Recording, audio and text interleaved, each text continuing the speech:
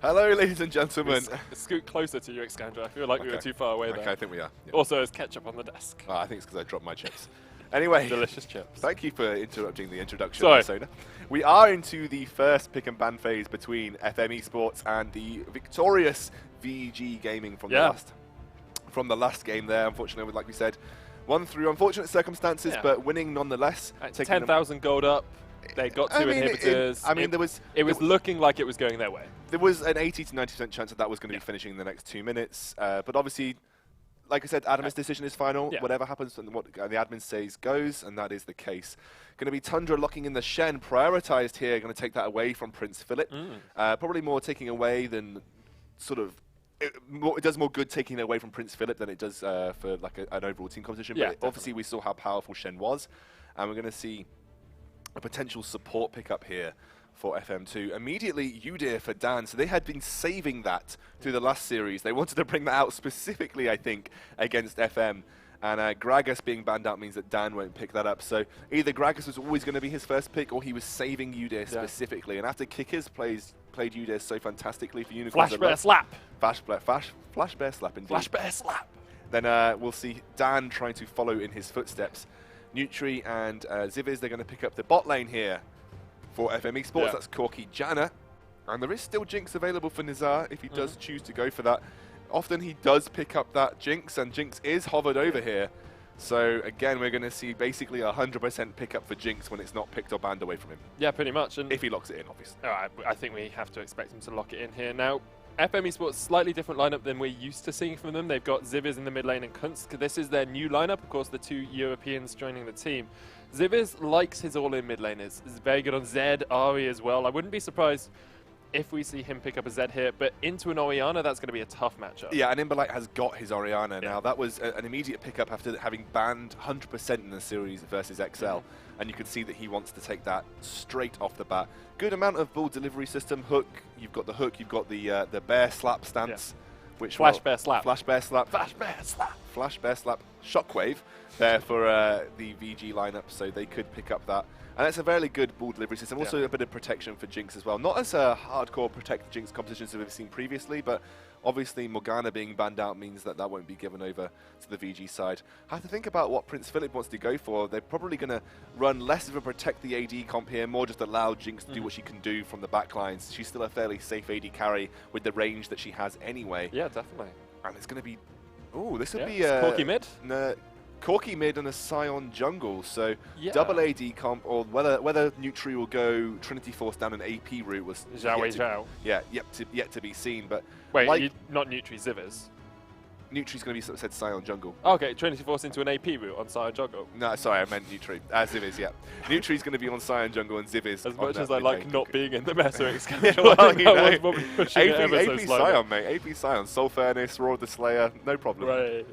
Right. VG have their last pick here. It's going to be the top lane, we have to assume, unless Prince Philip's taking Udyr into the top lane, which I doubt. Tundra's really good on that Scion. What do you think matches up well into it? We already see Maokai being banned out here. And I don't think it's Scion top. I think it's... Oh, yeah, sorry, Shen. Sorry. What do you think matches up well into the Shen? Lulu works even better into that.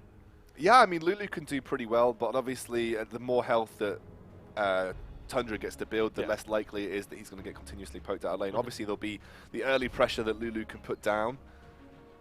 Shyvana works pretty well into that as well. Yeah, I mean, Shyvana does do pretty well. But Prince Philip, we haven't seen him... I mean, he has been playing a lot of Shen, but I haven't seen him play too much Shyvana recently. I don't think that's going to be a Yasuo.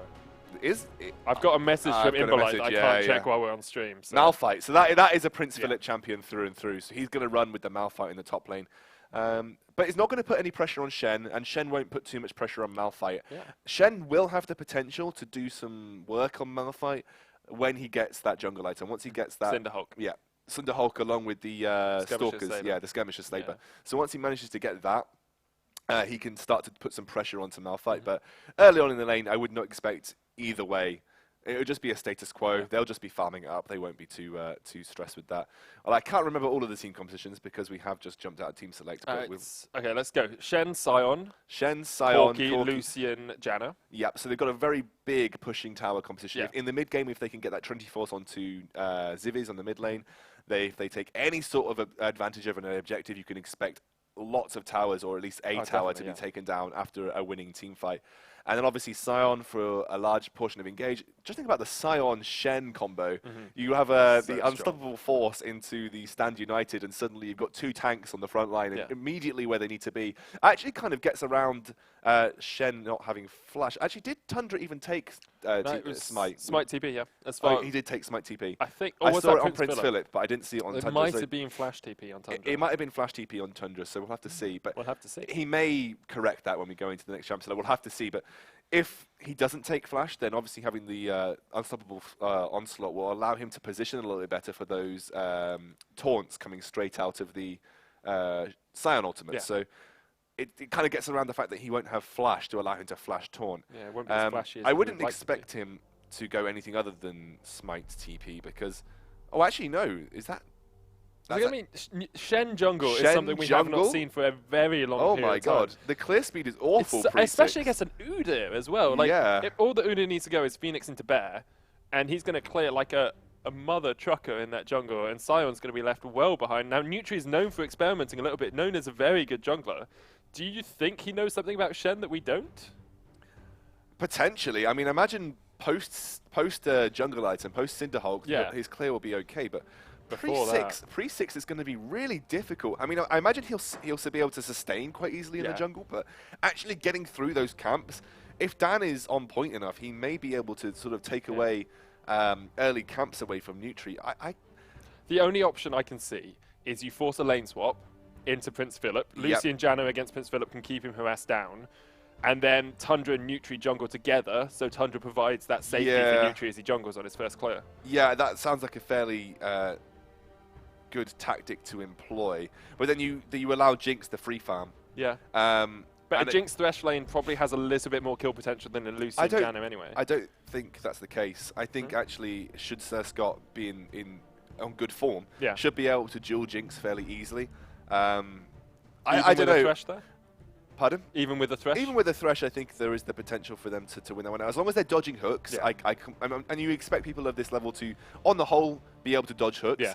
I think there is a fairly you need to tell that to N-rated over the weekend. Oh, yeah, I know. Struggled ever so slightly dodging those hooks. But I do think that a 2v2 is not too bad for Lucian Jano into Jinx. And I think you need to shut down Nizar's Jinx, otherwise he runs away pretty easily with the game. But interesting, maybe they adapted to have Nutri run this Shen solely to get it away from Prince Philip. Yeah, possibly. And then...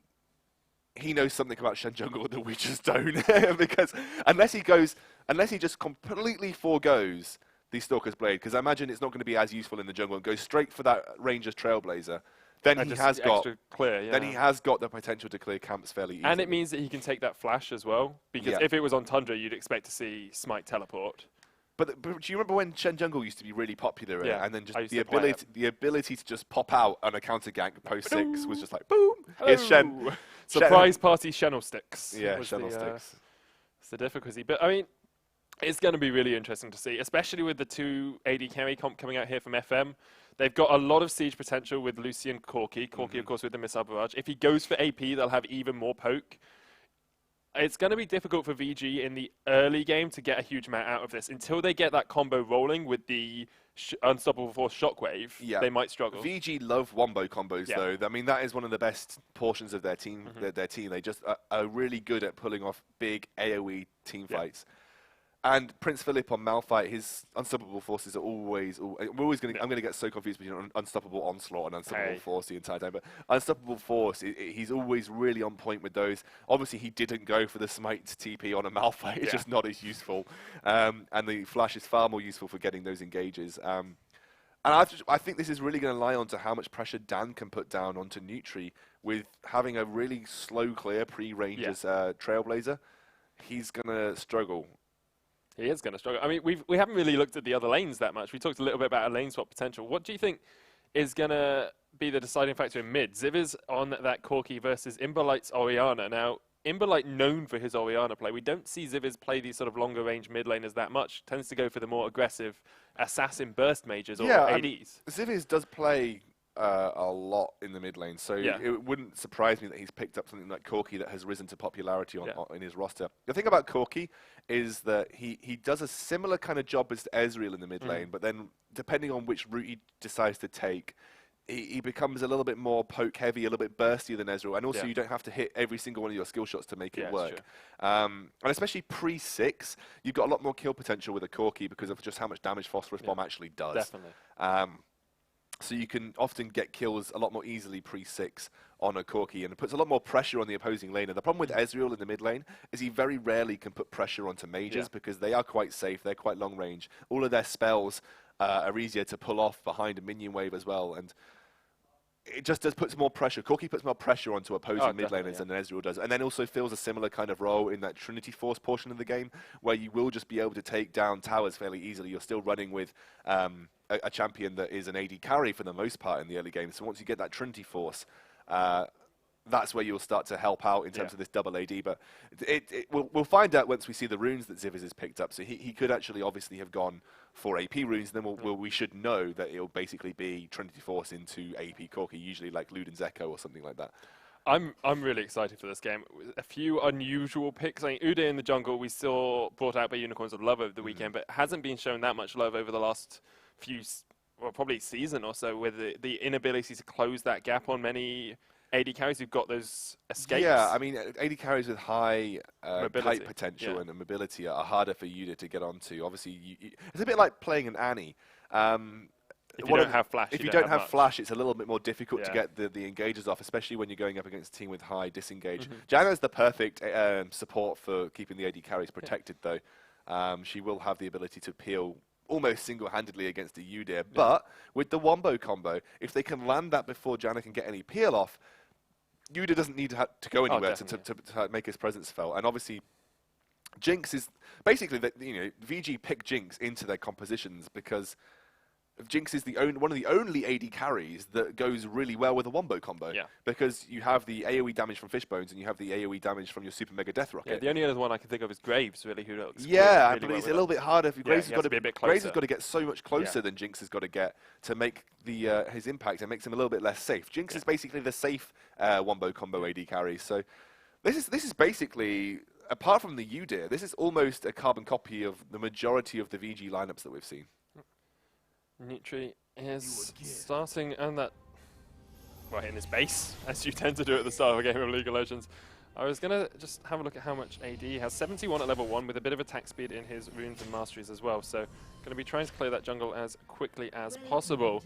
Zivers in mid has got no AP at all. So we expect to see an AD Corki coming out there. But of course you can go Trinity Force into those AP items.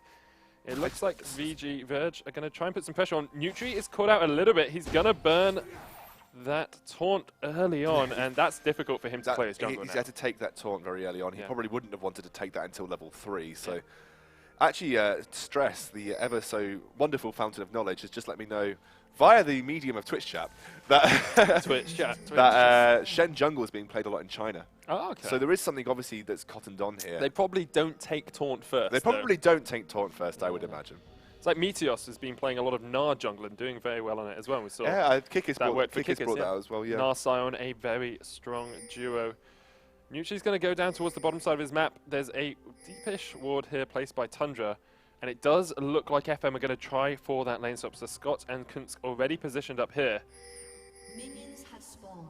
Nizar and Rafa down towards the bottom side of their map. They're going to go for that Grump.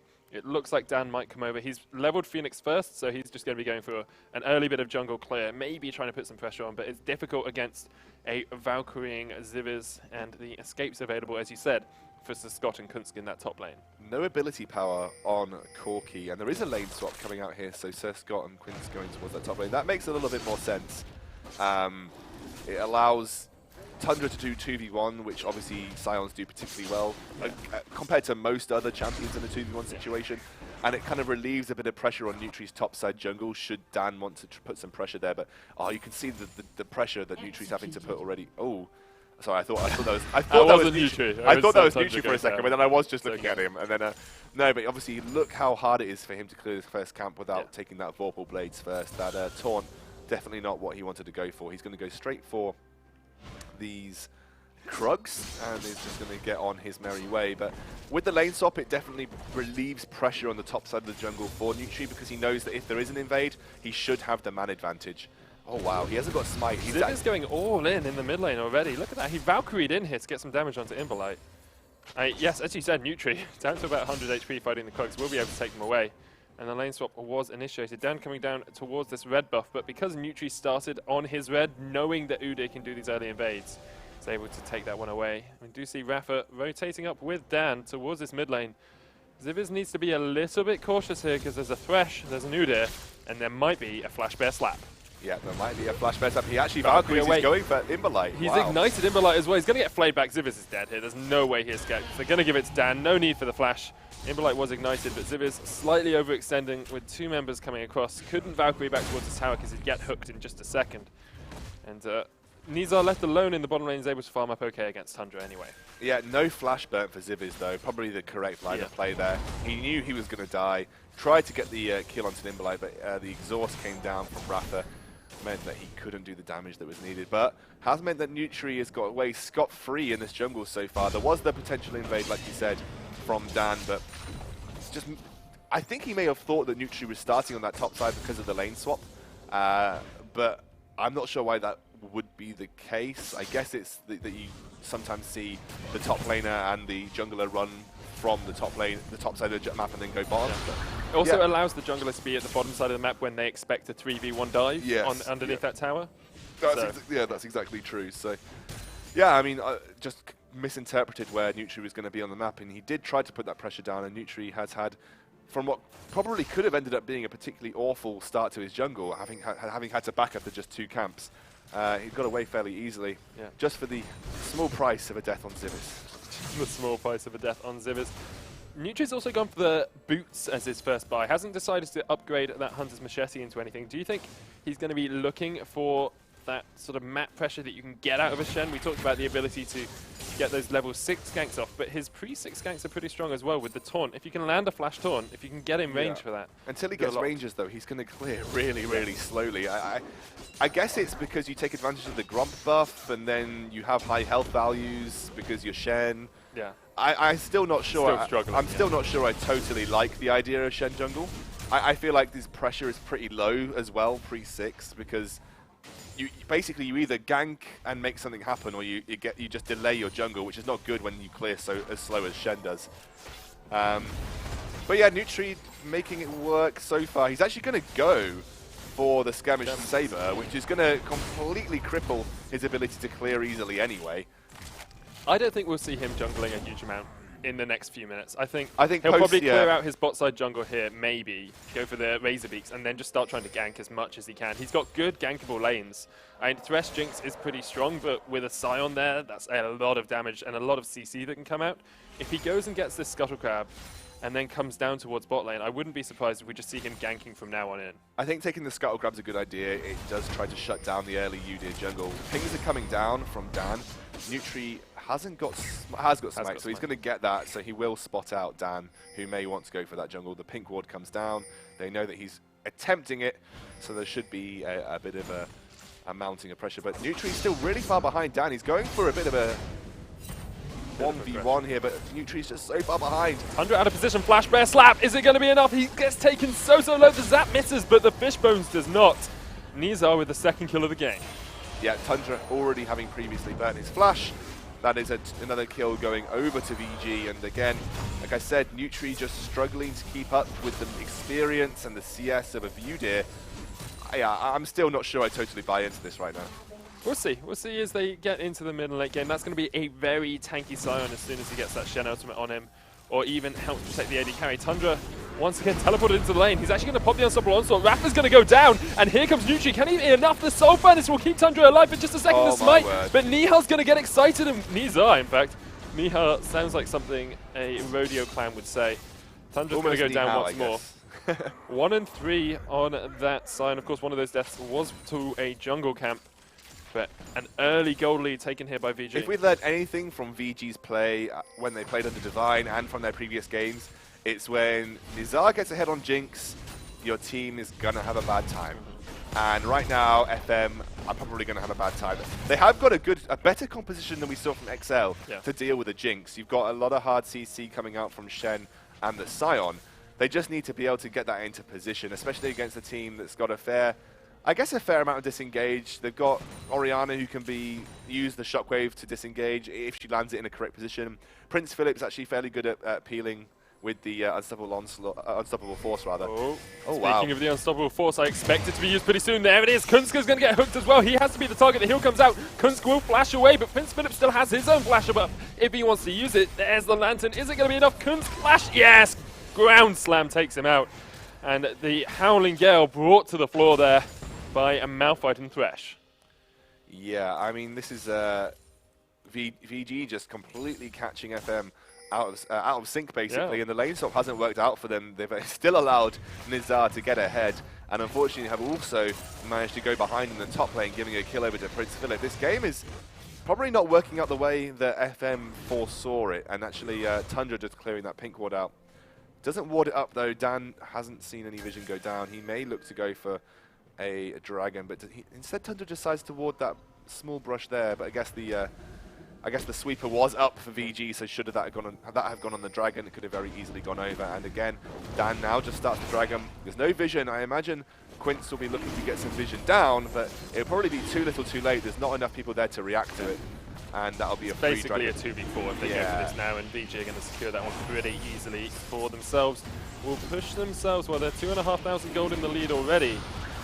Howling Gale, that was a lot closer than I think it should have been. So this whole game's been a bit odd for me. I don't know why they put the lane swap into effect. I guess it was to try and protect the Shen jungle, but I still think that Sir Scott and Quince would have had a better time laning up against Nizar, and you can see it hasn't worked out very well. Jinx has got a little bit behind on CS, but a lot of 2 kills in the bank, and you can see Tundra already, although he's behind, actually having a fairly decent matchup in the lane against Prince Philip. So, yeah, this whole lane matchup confuses me ever so slightly. I think the lane swap was a potential mistake there. Well, you see, as soon as Nutri hit level 6, they've actually reverted the lane swap. They didn't lose a tower for it, so that's all right. But I think it was just to protect the Shen in the jungle. You talked about it as well, because Nutri started at the bottom side of his jungle, which he was able to do because they initiated that lane swap. Rafa going to go very, very low. Oh, the Flame Chomp is just catching Sir Scott out as he can't quite connect with the end of that culling. But yeah, I think it was just to protect Nutri to the level 6 spike that he's managed to hit now. Perhaps hasn't worked out for FM anywhere near as well as they would have liked to. But look at this bot lane now. You're seeing Sir Scott going toe-to-toe with a 2-kill Jinx. I know that the items are pretty similar, but they're already doing well in lane 2v2. I think the whole lane swap idea just didn't work out with the way they wanted it to. And potentially they could have got themselves a lot further ahead by just sticking to a classic format here. But then again, they probably had a plan in their mind for it, but it just didn't execute it to the best of their potential. And I'm pretty sure that there was a distinct plan to try and keep Nutri safe in the jungle. Yeah, definitely. And also, like, if you think Nutri coming into that bot lane, getting a taunt off on 2 people into the CC chain he'd have with Tundra, they could have picked up a couple of early kills if they got lucky. They're going to need that ultimate very soon, though. Yeah, they are. Kunsk is going to get locked up, and here comes Dan. There's the Stand United onto Sir Scott. He's going to try and get onto Nihar. Nice monsoon from Kunsk. Oh, Nihar gets the taunt. A beautiful taunt from Nutri there. Rafa's the new target. Kunsk is going to go down, but Rafa is not going to get excited because he's not Jinx. The Thresh goes down. His soul is served up to Lucian. He's taken back his wife, you wife stealer. And Sir Scott will just life steal off these minions and get back to full HP as they're going to push down this bottom lane tower. A good ultimate there from Shen wins the fray for FM. Oh, it looks like Tundra's going straight towards that top lane with his ultimate. Doesn't want to miss out on anything there. Going to keep his TP alive as well, if it was going to be needed, and then maybe even force Prince Philip. But Prince Philip is actually going to just walk back to lane, so he won't be too bothered about missing a small amount of minions to the turret. Yeah, I got to say, that's what they needed to do with the Shen jungle, and you can see how effective, although Dan, he's going to get soloed out by Sir Scott here as a replay. Yeah. Is just teleport's going to come in, but Dan still has flash up, and Sir Scott's going to go, let's have a look at this replay. Yeah, there is a replay. Oh, actually, just Dan's getting caught out, though. We're not going to look at the replay. Dan gets taunted there by Tundra, by Nutri, sorry, and Rafa will just lantern him away. Imberlight went very low in the mid lane. Ignite, not going to tick enough. And meanwhile, Zivers needs to be careful because Rafa and Dan are on his tail. Oh, the flame misses. Zivers does flash away from the hook. Probably would have connected on the tip of that one, so a good flash by him. We had a replay, but we've lost the replay now because there's too much action in this game. Excalibur Tundra going to try and get onto Dan. Eye of the Storm. Decimating Smash not going to connect, and they will just back away once more. We haven't seen a lot from the mid lane, but a creeping CS advantage for Zivis. He's about 20 ahead now. Going to get him towards that Triforce pretty darn soon. Yeah, he's got 1,300 gold in the bank, so that's going to be a phage off the bat, and then he only needs about 1,200 more before he can finish that Trinity Force, so very close to finishing that. Probably not going to spike as quickly as he maybe would have wanted it to because of the early death. Usually a really good Trinity Force, the best possible time is between 15 and 25 minutes, so maybe he'll get it by 15 minutes, depends on how the lane goes for him. Probably could pick it up from just the CS, depending on what his gold per minute will end up being, but yeah, he may actually, I actually completely misread the time. He may actually get it for 15 minutes, which will be really good for the team.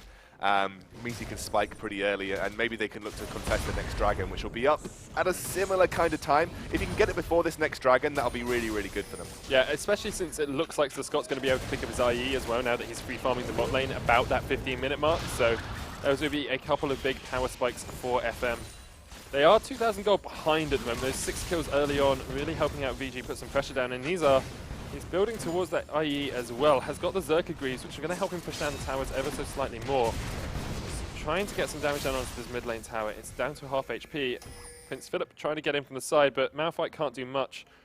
At this point, diving a tower, it would be a very aggressive play if they decided to unstoppable force underneath that tower, especially with Dan not quite being as tanky as he'd like. Kunsk once again very, very close to getting caught out. The Zap will connect, and Rafa's going to chase the play. Dan, Monsoon get popped by Kunsk. They're going to keep chasing Shockwave, not going to connect because Kunsk flashes the wall. Super Mega Death Rocket isn't going to be enough. So Scott is a manly AD carry and will block that one out for his support. Janice saved once more. She was almost blown away, but not quite this time. And Tundra and Zivis once again for FM trying to defend this mid lane tower. Unstoppable on spot. A beautiful taunt off Prince Philip, and Dan will get them under tower for a second. The lantern was used by Rafa to get Prince Philip off towards safety. Mecha Aatrox needs to be a little bit careful that he doesn't rust as he comes too aggressively under this tower, but look at the damage coming out from Nizar onto that turret. It looks like they're going to try and go in here. Tundra pops the Soul Furnace. Dan goes in. Prince Philip with a 4-man unstoppable onslaught. There's no shockwave available though. And Nutri does get taken out as he tried to get into the middle of the fight. He's not as tanky as he'd like. And VG, with a burst of action, once more returns to just trying to push down this middle lane. Yeah, again, they don't have the potential to get onto Nizar in the backline. Jinx was just able to use those Fishbones. She was fairly safe, and unfortunately, Dan is a lot tankier than he looks right now. He's only got the, oh actually he's 303, but he's very nearly finished up the Righteous Glory, so he's got a lot of flat health at this point. The Righteous Glory has been finished. So he'll be able to pretty much get on to any of the carries that he wants to with that Righteous Glory and be more of a nuisance than anything, but they're going to have to be careful. FM is certainly looking like they're struggling in the early portions of this game, and unless they can effectively deal with Nizar the later this goes on, they're going to really struggle to compete against the Wombo combo going on here, because they don't really have a lot of immediate flat damage. If they get caught out in a unstoppable force Shockwave, that's going to really cripple a large portion of their team fight. Imagine if Shockwave had been up in that last team fight and that was on Prince Philip. You can just imagine that would have been a lot worse than just Nutri going down. A big thing that Verge did there as well was, when we talked about it at the 12.5-minute mark, we said if they can get Triforce and Infinity Edge by about 15 minutes, that's a big double power spike. Verge grouped up mid, denied all of that CS from Zivis because they were just trying to clear it out from the wave. They're going to get this second tower of the game as well for them. But what they did was they denied all of the CS from Zivis. They made Sir Scott have to roam up there as well. So they were losing out CS in the bottom lane, and it's pushed back these power spikes by a minute or a minute and a half on both the mid laner and the AD carry. Yeah, nearly picking up that Trinity Force. You'll get it probably around 17 minutes, but a little bit later because they would have ideally wanted it in that sort of coming team fight era around that second Dragon. Like we said, they're not falling to the same prey that XL fell to. They know that the second Dragon is not as valuable as, you know, basically giving up free kills. So they're going to let that one go fairly quickly. The only thing that plays in VG's favor for that is that running a Jinx composition basically results in having more benefit out of the tower pushing portion of that Dragon buff, and actually Tundra are going to go straight into that top lane and just clear the wave. But everyone now rotating to the top lane. They're going to just try and take this final outer turret. Nizar moving himself up, and looks like a gank coming around from Rafa. Tundra, does he know something's up? I have to remember, he doesn't have his ult available now as well. They've seen him pop that. They've heard him pop that. Nutri's nearby, does have that Stand United, but he knows. Safe play there from Tundra. It's what you do. Like, you give up a tower, it's a bit of gold going across towards the enemy. Nizar is going to push down that tower, even if you're there, probably, and you don't want to get 4-man dived. So a little bit of experience speaking out there from Tundra. Didn't have a ward there to spot it out, but we saw Artorias from XL fall into the trap of actually getting caught out by that 4-man roam by VG, but Tundra, he knew something was up. So he was playing very, very carefully. And right now, VG are just starting to crank that lead a little bit further on. They've got a fairly tanky top laner. Hasn't managed to finish himself up an item yet. I think he's probably going for the Sunfire Cape, just hasn't quite. Oh, Dan tried to flash bear, a slap there. Ziv Valkyrie away though. Very quick reactions from him.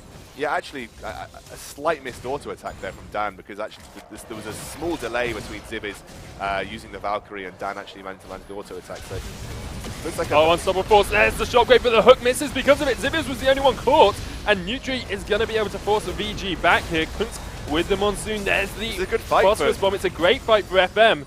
Impolite force back again. Prince Philip going to try and kite them around towards the side, but the chase potential is on. Ziviz is going to Valkyrie in. That's very aggressive stand. United comes in onto him as well, though. So Scott onto Dan. And here comes Nutri. Can he get the taunt? Oh, a gorgeous flash taunt onto Dan.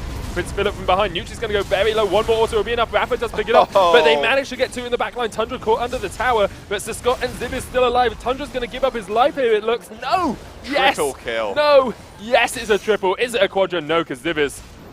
That's a very dead Corky. Triple kill for Rafa. Counter triple from the Thresh, but a good fight for FM after they managed to dodge out that shockwave with most of their members. Yeah, I mean, that's the real key point from that team fight right there. They managed to dodge out the shockwave and unstoppable force combo. You'll see it here. Oh no, this is a little bit later on. Dan is going to get caught out. Prince Philip there trying to do what he can. Nutri gets taken out. Rafa right now, having got the majority of the last hit damage, manages to pick up a triple kill, but I know who I'd rather give a triple kill to. It would be your mid laner over your support. A nice little hook there. Managed that Ziviz does manage to get taken out by Rafa at the last moment. Yeah. It is going to be the AD Corky coming out as well. We talked about it early on, no AP on him early, but sometimes you can go AD for the CS in lane and then build full into AP. He's gone Sorcerer's Boots, but he's got the Vampiric Scepter, so that's going to be a Blade of the Ruin King. He's actually on him. Now 1.5 gold up on Imbolite, so only 1.5. I didn't realize they did half a gold in League of Legends. 1.5k gold. Oh, 1.5k. Sorry. Oh, okay. Sorry. Slightly different amount there. I completely forgot the Thousands. thousands. I've also somehow, under the desk, managed to tie my shoes together. So this is a very interesting position. Oh, you have? That's really interesting. Don't know how I've managed to do that. Not quite as Ziviz interesting taking as away this his game. own red buff. No, not at all as interesting in this game. And it looks like VG going to try and push Ziviz back, but the smite from Dan will actually steal away the red. Nicely done from him. And yeah, it's a very close game. 2,000 gold the difference overall. But as you said, the mid laners now in favor of Ziviz. Are we going to see the FM lineup try to contest the third dragon? If you are going to contest a dragon, usually the third one is a fairly good one to go if you think you can do well in a team fight, because the movement speed is going to be really useful for Dan when he's looking to engage, as well as Philip when he's looking to get into position to engage. So the movement speed is only going to benefit VG to a fairly high extent. So this could be one that they wish to contest. Sometimes you leave it until the fourth because you don't want to give them the potential to go for a fifth, but the third one is always a good one to step up to the plate to try and contest if you think that you can win a team fight. Tundra right now, he's nearly got that Spirit Visage, but hasn't got a huge amount of flat health. Oh, Dan gets locked up by the taunt. Yeah, and needs to be careful though. Nutri actually taking more damage than Dan, even though Dan was under tower. The Command Protect had come down onto that Udyr to give him a little bit more HP. Prince Philip, obviously the expected target for that Command Protect. And they have swept out this bush as well. So Rafa and Prince Philip standing in the bush. Kunst almost gets hooked. They're going to spot down that scrying orb. Almost spot him out. Prince Philip once again in the front line. The Colin comes out. Here's the unstoppable onslaught. He uses the lantern to get away just in time. And that's another ultimate mitigated here from FM eSports. The swag lantern. The swag lantern. Definitely there from Prince Philip. Took that one to safety. And Verge once more starting up a little bit. Well, it's not a little bit. It's definitely a bot lane push here. Yeah. And FM eSports on the back foot once more. This is going to be their fourth tower of the game. The first inner tower taken down. If it does go down, Nutri lands a taunt onto Prince Philip, but that's not the target you want. Tundra gets hooked. The shockwave takes out Nutri already. Oh. And they're going to back away once more. Verge doing a great job of switching the tanks on this tower. Dan took it the first time, Prince Philip the second. And Rafa just standing off to the side with that hook prepared. Picked up that triple earlier on, has given him a face of the mountain, and he's gone the Ionian Boots of Lucidity as well, so trying to get as many hooks down as possible. He knows he's one of the primary engagers for his team. Yeah, the reason a lot of people played AP Corki over AD Corki is in situations like this. Speaking of AP Corki, there would be a lot more damage if they had the siege. They might have even taken down Tundra. Pretty sure that's what you're going to say. Your siege potential ever so slightly better with that AP Corki with the missiles. Yeah, I mean, we're talking about the other way around though, because FM are running it. Yeah. The ability to counteract siege is a lot higher, because if you can just continuously look to disengage, you can just poke them with that. Unstoppable Onslaught is going to be right down the middle here, but it doesn't connect onto any of Verge. Dan did have to flash away, and it looks like FM eSports will contest the Dragon and will take this one for themselves. Verge wisely giving it up.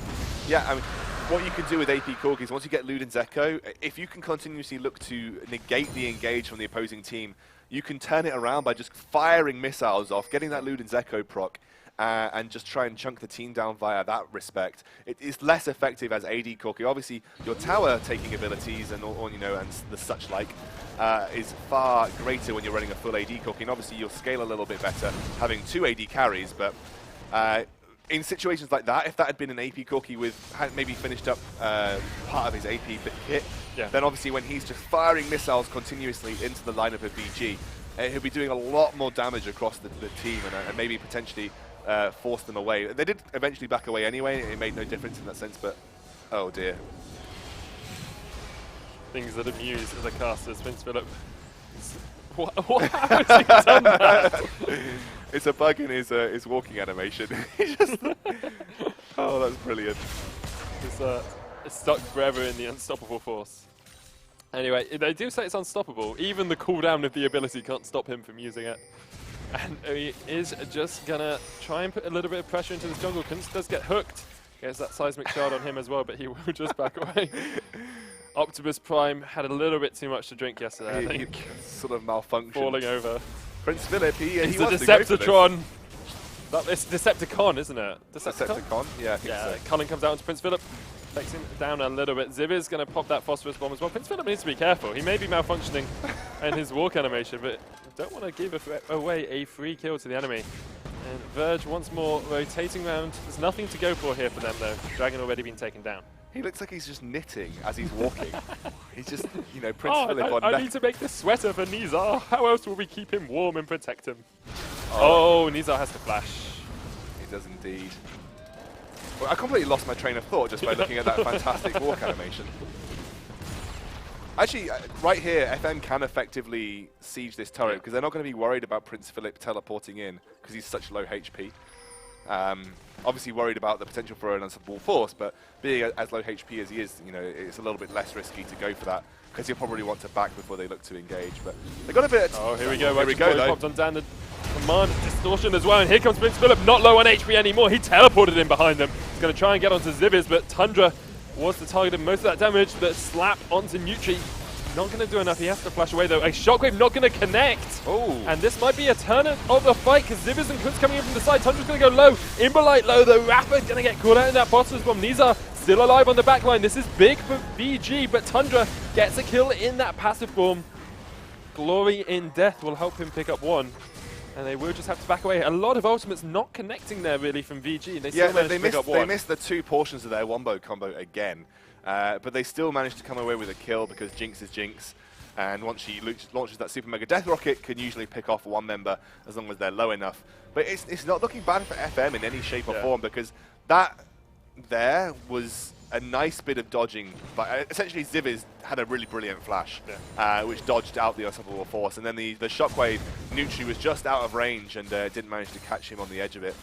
But, everyone from VG was on fairly low HP, and actually the HPs on the side of the FM lineup were still quite high. You've got to imagine, though, that if they do hit that wombo combo, these teamfights could be looking a little bit different. But right now, FM are in a good spot. They're got a double AD comp. They aren't awfully behind at this point in time. They're only a couple of K behind. And they're still managing to look okay in these teamfights. The worrying aspect is if this wombo combo does land and no one can deal with Jinx, what's going to happen? Because VG haven't managed to pull that off yet, but I'm worried about the time that they actually managed to do it. Especially with the amount of engage they have now. The Righteous Glory, Rapper there as well with the Ionian Boots of Lucidity is going to get him even more hooks. Dan's going to be running to the front of the fight. Prince Philip's now getting tanky with that Sunfire Cape and what looks to be, it could be a Mandarins, it could be a Frozen Heart, depending on how he decides to finish up that build. But he's going to be a very difficult tank to deal with. One of my only other problems with FM right now is they still haven't really been able to pressure Jinx. Yeah. And as going up against Jinx, you know that you really need to be able to pressure her in team fights and in lane. And obviously that didn't happen in lane because in the 1v1, Sion wasn't having the best opportunity, and obviously because of the way that VG played it, she actually got ahead in that 1v1. And obviously Shen starting E. Unstoppable force onto Ziviz. There is a Stand United being popped onto Scott Kunsk with a beautiful monsoon going to split up all of VG, and Nizar gets taken very low by Tundra, but the base of the mountain will keep him alive. They pop Prince Philip. What more can FM? Shockwave on 3 members in the backline, but Ziviz does eventually get taken down. Dan there, Nizar's going to survive for the moment, and Dan gets taken out 3 for 2 in favor of FM at the moment. Tundra staying alive, Rafa gonna land the hook, and Nizar will have a lot of damage if he can get the auto attacks in, but he has to be careful. And Nutri, who has that taunt, Rafa goes low, will keep himself alive with that dark passage. Nutri has the taunt, decides against it, so Scott gonna get down this tower. Tundra onto the backline there, took Nizar so low. Really brilliant. That's exactly what you need to do against the Jinx. Put pressure onto her so that she's forced to kite backwards with her pow and just negate her from using fishbones in a fight. If you can negate Jinx from using fishbones in a fight, she loses a lot of her potential in a wombo combo situation, because obviously she really wants to be making the maximum efficiency by getting as much AoE damage down with fishbones as possible. Tundra did the perfect thing there. He forced Nizar away, forced him to kite back, even actually took him to almost killing point. At that point, the VG lineup had to turn around and they had to go into peel mode, which their composition is okay at, but it's not brilliant at. It doesn't have the best peeling in the world, and everyone then had to turn and peel instead of being aggressive, which meant that the singular threat really from VG had been taken out, and that meant that the FM team could rally and try and win the team fight. It still didn't go awfully for VG though. They still went, I think it was a 3 for 2 in the end. So I mean, it was a gorgeous monsoon as well from Kunsk. What he did was he split Dan away from the rest of his team. Prince Philip went up towards the top side as well, and it meant that Ziviz and Sir Scott could get onto Imberlight. Yes, Ziviz went down, but they took out Imberlight. Even though there was a great shockwave, Nizar, as you said, couldn't do anything with it. He couldn't get that AoE damage off. He'd actually already used his ultimate, so that he used it preemptively. If he'd used his ultimate on that 3-man shockwave, that could have been massive, but because of the pressure that Tundra put down, it just meant that he wasn't in position to do so. Speaking of position, Tundra's positioned himself to the bottom side of the river here. He's going to try an unstoppable onslaught into this spray, you have to expect. And VG, not quite aware of where he is, but they're going to try and get onto Ziviz. Dan is sped up. This is going to be a really interesting river fight, because Tundra's going for the flank. He's trying to get onto Nizar from behind. Yeah, and again, they don't want to allow the third dragon really to go down to a team who values movement speed so highly. You know, movement speed on Malphite and movement speed on Dan is going to be really powerful. But Tundra, he's in a really good position nowhere near this. He's in a great position, but where is their mid laner? He's not near the fray. Tundra gets caught up in the bots, and there's the mid laner. For some reason, it switched across towards him. Tundra gets taken down before the rest of his team can even put any damage down. Prince Philip gets lanterned away. They still have the combo. Oh no, they've used the shockwave. They used the shockwave onto Tundra, but Ziviz was nowhere near that, so FM really couldn't do much. Yeah, that was a bit of a mess play. Tundra went in, but Ziviz just wasn't in position to follow up there. And that's just going to be the nice movement speed, going to really help out Dan here. He's now sitting on 429 outside of their stance. And obviously, I think that's with 2 stacks of Monkey's agility. So 425 outside of any stacks of Monkey's agility is pretty quick UDIT. And then you've got Righteous Glory on top of that, as well as Bear Stance. He's going to be fairly quick dude. Fairly quick. Oh, Monkey's agility. Some of the old League of Legends ability names are the best. Monkey's agility, boys. It's just like it's Bear Stance. He's a bear. What did that get changed from? It wasn't that passive until a while ago. But I can't remember. It's so long ago that passive got changed that I just don't remember anymore. It was so long ago. 15 kills to 11 for Verge at the moment. They're 1,100 gold up, but we've said that a few times. 2,000 here, 1,000 here. It becomes less and less as we get into the later game, and we've seen how FM can win out these fights if they coordinate properly. Just about whether or not they're able to coordinate against the wombo combo coming out from Verge. It looks like they're on the verge of going for this dragon. What will FM be able to do? Kunsk gets hooked. Look at the damage onto that Janna. Dear me, she cannot deal with that ball at all. She's been struggling with balls all day. She has been struggling with her balls all day, I agree. And as a female robot, I'm surprised she has got a ball, but there you are. That is her identity, that's her brain. She is, is it her brain? No, I thought it was just her friend. Yeah. Oh, Hook not going to land onto Nutri. He's getting forced back, though. There's no Kunsk here at the moment. They're going to go all in onto Nutri. Can they get him down? Another Hook will be available. They try and get Ziviz across the wall. He does flash away. The Shockwave lands onto Tundra, but it's not the target you'd like. And now with Kunsk back in the fray, Verge have to just back away from this fight. They go up through the red side jungle of FM Esports here. They've set up a little bit of a bait, mate. What can they do? Oh, Kunsk, no. No! No, No! Jana has left me breathless with the amount of time she's got caught out. 1 and 4 now. And Kunsk struggling a little bit. Oh, there was a little bit of flash there from Rafa. I think he meant to flash the wall. Didn't quite manage to hit it. Yeah, maybe going for Ziviz, having known that his flash was already down. But Ziviz doesn't care anyway. Ziviz being a very manly man. Oh, that's so much damage coming out from Nizar and Imberlight. Tundra fighting up against Dan and Prince Philip, but they've used the unstoppable, so the Hook doesn't quite connect. There we go. Tundra manages to pick it up. Dan's going to chase onto him. He stuns him. There's no decimating smash for you. In fact, he might get decimated. Doesn't quite because he flashes away himself. But VG, Verge Gaming, going to push down the mid lane tower now. Hook not quite connecting from Rapper. Decimating smash will come out from Tundra. The tower's going to go down though. Nizar doesn't want to tank that one up for too long. Kunsk back alive once more, but gonna dodge out the Hook. I thought he was going to get caught again. Nizar getting those auto attacks down with the fishbones. They're getting stuck in FM's throat at the moment, are those fishbones. And it looks like a little bit like they're choking. That was good. I really like that. Thank you very much. Very good. But no, I mean, thought of it about 20 minutes ago. But right now, Jinx has gone for a Blade the Ruin King as well. So once she finishes up her last Whisper, she'll be able to get through the front line of both Tundra and Nutri fairly rapidly. And obviously, she's really got to wait for that to start to pierce through the armor. The Blade the Ruin King, though, is a nice pickup against a double, fairly big and healthy composition in the form of Nutri and Tundra. So I like that pickup as a third item. It really helps a Kite as well versus Tundra or Nutri, who are maybe looking to go for the dash. Interesting, a triple frozen heart here for the VG lineup. That's well, against double AD, it kind of makes sense, but triple is just in case 2 of them die. Yeah. You've already got that third frozen heart. Prince Philip and Dan are always going to be prioritizing those AD carries. Like Prince Philip's going in with the combo. Dan will be going on whichever AD carry manages to flash out of that combi, so either Ziviz or Sir Scott. And then Rapper has the frozen heart to keep Nizar safe on that backline. So even if Tundra gets onto him, even if Nutri gets on him, they're just going to have no attack speed whatsoever. Yeah, well, you know, obviously the 20% attack speed is really useful against a double AD composition. Yep. And against your front line, it does have that insurance that if one of you do die, then obviously there's always the potential. Oh, Quince nearly got caught out by another Hook here. Prince Philip fair amount away with that teleport, so they'll have to wait for that teleport to come through to make that wombo combo effective. Rafa, though, want to go straight onto Tundra here. I mean, Tundra's tanky, but he's not that tanky. Stand United comes in, he has to pop the unstoppable onslaught to get away. And that's not what you want. Righteous Glory pop hit by Dan. Look at the speed of the bear. Doesn't need flash. Does have the slap, and the Hook comes onto Nutri. He's got taunt though. Shockwave onto Kunsk only. The culling from the side. What can that do? Not much at the moment. Monsoon pop, but Kunsk is going to go down. Prince Philip locking him out. The Hook onto Sir Scott is huge. Flash Bear Sounds in light almost goes down, but not enough. And Nizar, and there's the Super Mega Death Rocket. It gets a double kill. Nizar gets excited.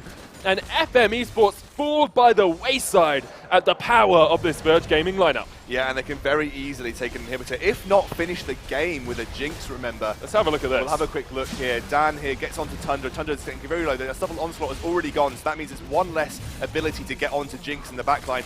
Look at the speed of that unit. The Righteous Glory slow means Nutri gets locked up. The singular Shockwave wasn't the best, but at this moment, right time, Nutri's getting chunked by Nizar because of that Blade the Ruin King. That Flash Bear Stamp slap into the Hook basically sealed the fight for FM, and the Ziv is 2-shot down with that Super Mega Death Rocket. They're going for the Nexus. Can they do it? What has happened there? We've split screens all over the place. Nutri's going to take down Imberlight. I don't think they can do this with Tundra still alive. Oh, look at how it goes down! Oh, wow. Prince Philip! Prince Philip, you absolute legend, along with Dan, they get the Nexus.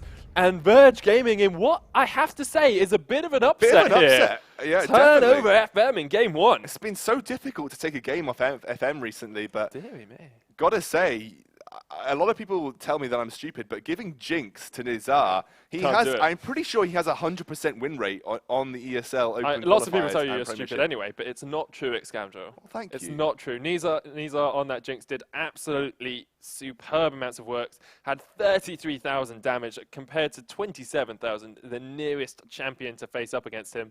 So much work on that AD carry, and Verge just showed us what you can do on this team comp. Yeah, and Jinx just, again, backline, almost untouchable. They were forcing the aggressive gap-closing ults to be used defensively from FM, and unfortunately there was nothing left to lock down Jinx, and if you don't lock down a Jinx, you lose the game.